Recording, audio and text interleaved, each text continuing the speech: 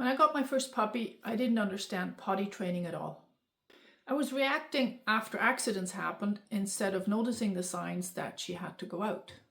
And that made things a lot harder than they needed to be.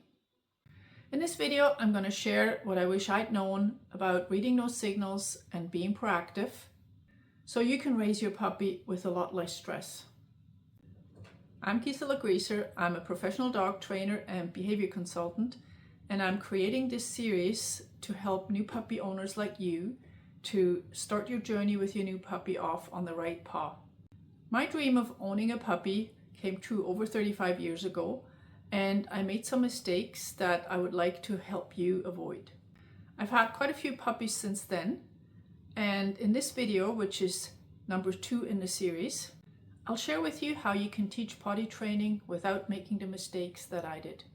Potty training is really about creating the right habits. These are my top 7 tips to make potty training easy. With my first puppy, I was often behind. She'd have an accident and I would take her out for a walk, and of course she didn't have to go anymore. After a few days of cleaning up messes, I called a friend and she gave me some really good advice. In the early days, there are 3 surefire times where your puppy is gonna have to go. One is after they ate. The second one is when they had a nap and they wake up. And the third is after some intense activity and playtime. There's a really good chance that your puppy's gonna have to go, and this is the time where you're gonna learn with them to do it in the right place. When they're about 8, 9, 10 weeks old, there's a really short window between your puppy giving you signals and them actually having to do it. They don't have a lot of bladder control yet, so you have to react quickly. Tip number 2, pick them up, carry them outside, because you want to avoid accidents on the way to the door. They don't have a lot of bladder control yet. They also have to learn their way around your house, where the door is and how to get there. So the easiest way is to just pick up your puppy and go outside with him. If your puppy is too large to pick up, use a leash, that works too, but you want to go outside as fast as possible and then show them where they should go.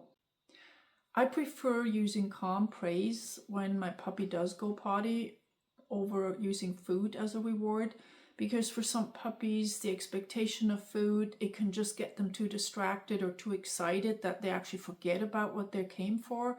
So just kind of tell them, good pee, good potty, whatever you want to use. Tip number 3, teach a designated area to your puppy. If you carry them outside, you can put them down in a specific area in your garden, and if once they start pottying there, that increases the likelihood that they're going to go again every time you take them there. It also helps keeping your yard clean. And make sure to pick up their poop regularly so they don't get in the habit or temptation of starting to eat it down the road. Tip number 4, learn to read your puppy's body language. They're usually sniffing, they're going into a separate area. Before they poop, they usually do the little spins and the potty dance. So whenever you see that happening, you just calmly scoop them up, take them outside, and praise them for going outside. And it won't take long before they actually have the desire to go outside when they need to. You'll also have to learn your puppy's schedule. As they get a little older, how long after eating, how long after having a nap do they actually have to go? That's a challenge when you train an adult dog, because they can hold it for a while. But with a puppy, you're in the fortunate position that they can't hold it for very long, so you're going to have success every time you take them out, and that's what we want, having success and building great habits. Tip number 5, at nighttime. My puppies are crated at night, and for the first days or weeks, their crate's going to be right next to my bed. So if they start fussing, and that might be a sign that they have to go out, then I can hear it and respond to it. And they're also going to learn that, hey, my owner listens when I talk. The one thing I don't do is schedule potty breaks in the middle of the night, unless my puppy asks for it. And if they're crated, they will, because they don't want to potty in their crate. and they're going to start make a fuss or whine or cry. And that's when they let you know. I never get up if I don't have to. My sleep is valuable. And I want my puppies to learn as quickly as possible that we're sleeping to the night and we don't get up until I do. By the way, how to get started with crate training is going to be the next video in this series. So make sure to subscribe to my channel so you won't miss it. Most puppies very quickly learn to sleep through the night, but it can happen that they have to go out maybe a little earlier than you plan to. At that point, it's really important that we're not making a big fuss about them. So this is not the time where we're going to start playing. Make it as boring as possible. Go outside, back in your crate. I always give them a couple of pieces of food when they go in the crate, just so we're training that the crate is a good place. But we're not making this fun or interesting because we don't want them to think, oh, if I make noise, we're going to go out and then the day starts and we start playing.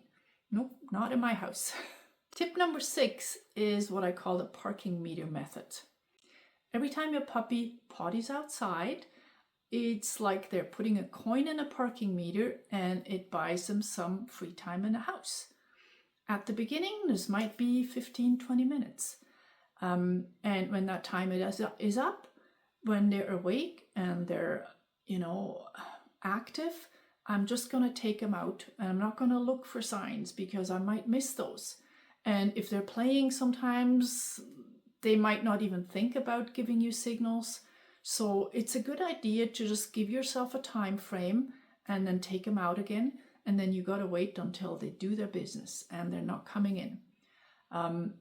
And as you grow older, the value of that coin that they put in the parking meter, it gets higher, it stays longer. But the other night, it was about 20 minutes. And I took her outside, she peed, so we came in, we had some more play time, and I was able to have a whole evening without accidents. Yay! So remember to go feed your parking meter. Tip number 7, what to do when your dog doesn't potty. And I think that's a really important one. Sometimes they might not feel like it, or maybe they don't have to. Then there's a really increased risk of, if you go back in the house, that maybe 5 minutes later, maybe 2 minutes later, they kind of realize, oh, I did have to go. And then boom, we got an accident happen. So if my puppy doesn't potty outside, and I'll be patient, I'll follow them around with a flashlight at night. I'll make sure I don't miss it, but if they don't potty outside, they have not put a coin in the meter. So they're going to go in their crate for a little while, and then 10 minutes later, we're going to try again. Sometimes they're also too wound up if they've been running around playing that they just can't go to do their business. So a little bit of crate time, throw in a couple of bits of food every time they go in a crate, until they're ready, and then you're just going to try again. And if they're ready to put a coin in a meter, then they're going to get some free time. So if you're consistent, and that's all it is, strict supervision, being consistent with your puppy, and within a week or 2 or 3, your puppy's going to be house trained. Some puppies will become vocal when they need to go out. Some puppies will kind of just go to the door because they've been doing this every day so many times a day. Then you're just going to watch for those signals. And if they learn that you're listening, that you're paying attention, then they're happy to give you those signals and go outside. Potty training is just establishing a good habit. If you're interested, I've created a handout about potty training, and I'll have a link in the description so you can download it for free there. If potty training's been frustrating for you, a lot of it is what happens between the potty breaks. And that's where crate training comes in. In the next video, I'm going to show you how I introduced the crate from day 1 and how I use the crate to support potty training. Even when your puppy seems to hate the crate, which is something I'm working on with my own little puppy Josie, who's just 9 weeks old.